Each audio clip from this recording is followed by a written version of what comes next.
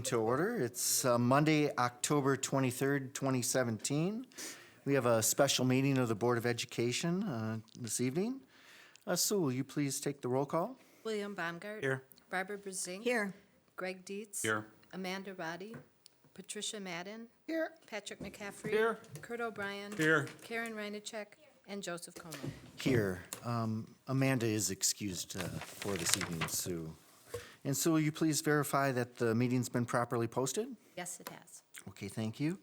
There are two action items that we have this evening. First is the approval of the 2017-2018 operational capital expansion and debt service tax levy. And the second item is the approval of the 2017-2018 budget. I'm going to turn it over to Mr. O'Brien, the chairman of Finance and Facilities.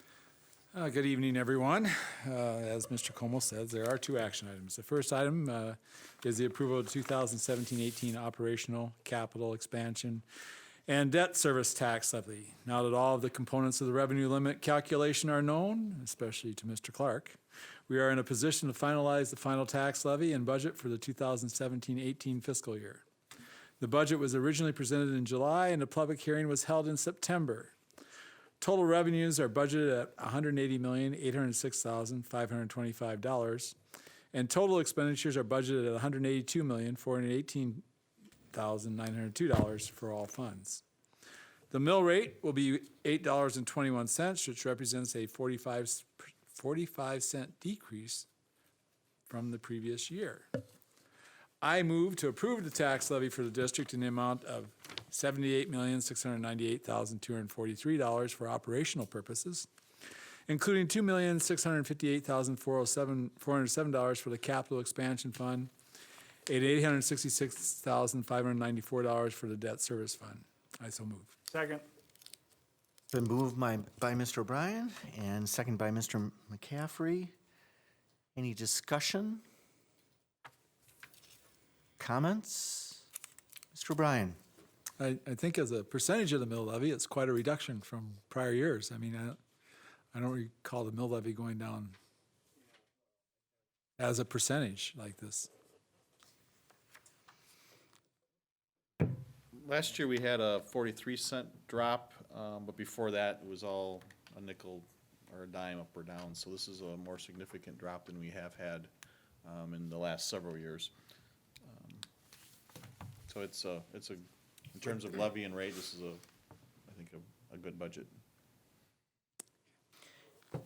Yeah, if we were to take a look back over the history, we're basically back to about roughly 2008, 2009, actually 2007, 2008, somewhere in there. So 10 years, we're at the same level.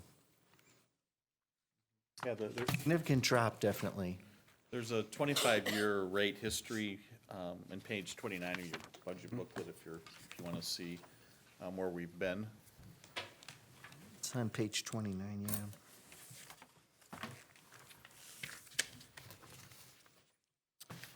We go all the way back to 1993, 94. I graduated from grad school that year, so I think it was a good benchmark.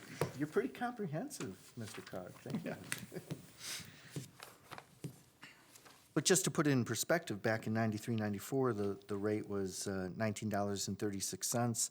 Obviously, there were pretty many changes to how we finance our schools in the state of Wisconsin. Revenue caps and other components kicked in roughly about that time.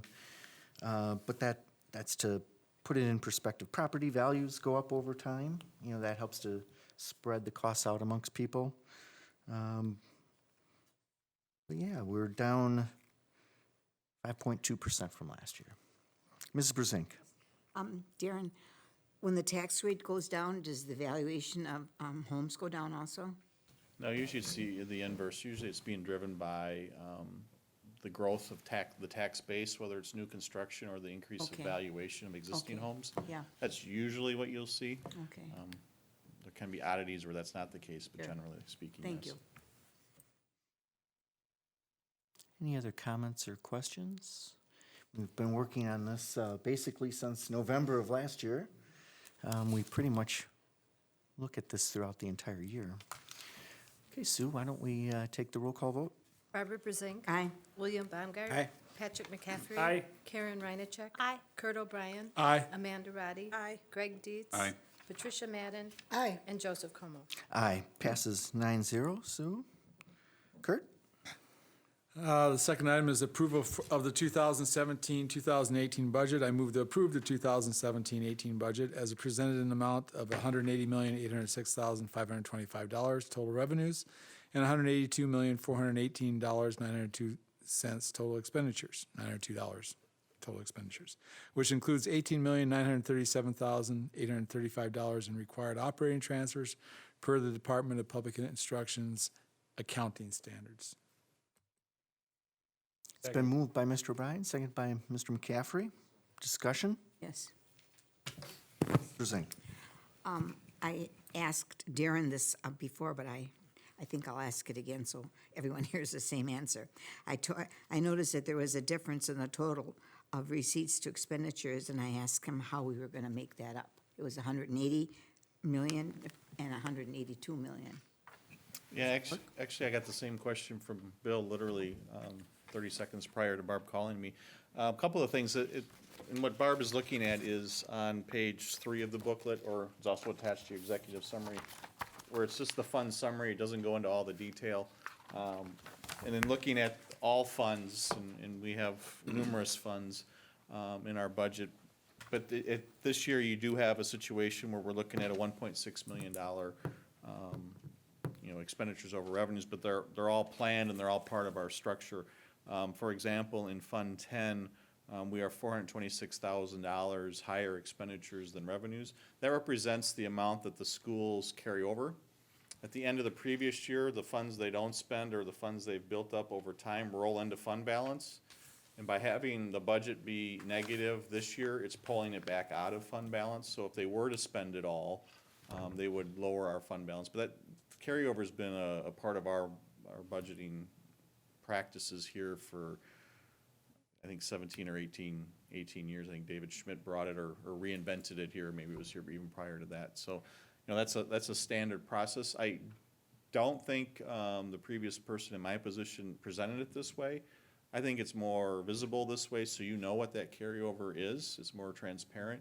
In this larger scheme of things, it sounds like a lot of money, but when you're $180 million, everything's what you compare it to.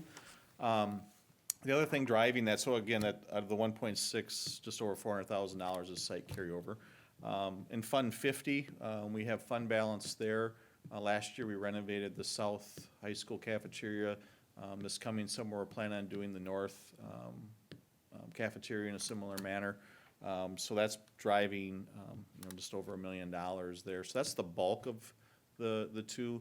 And other things, when you're looking at all funds, sometimes you'll have almost $200,000 of this deficit is Fund 21, where you have donations come in one year and the expenditures coming out the following fiscal year. Not everything falls in our nice fiscal year template. So these are all the things that lead to that deficit that looks like we're spending money we don't have. They're all planned and they're all tied to equity we are sitting on. So I think it's a good place. It does need some explaining, though. I think it's a fair question. And we are in full compliance with state revenue. Absolutely. This budget, if you would take site carryover out of Fund 10, we are in complete balanced budget and in compliance with the state laws as just passed. So, Any other questions or comments? All right, Sue, let's take a vote on the budget for 2017-2018. Greg Dietz. Aye. Karen Reinacek. Aye. Barbara Brezink. Aye. Patrick McCaffrey. Aye. Patricia Madden. Aye. William Baumgart. Aye. Kurt O'Brien. Aye. Amanda Roddy. Aye. And Joseph Como. Aye, passes 9-0. Sue, thank you for all your hard work and your team's hard work. And can I just add, for those of you on F&F, you know Sherry Stack, but those of you who aren't on F&F, Sherry's the one who actually builds the budget, so she's my director of finance, so this is really her document, and not that I'm trying to protect myself in case things don't go right, Sherry. But she really does all the legwork on this, so for those of you who haven't met her, She's the brains behind this. Thank you very much, Sherry. A lot goes into this, and as we mentioned, we do this, this takes a long time to build this and to get to this point, and we've finally got here. So thank you for all your hard work, appreciate it. And thank you, everybody, for this evening. We stand adjourned.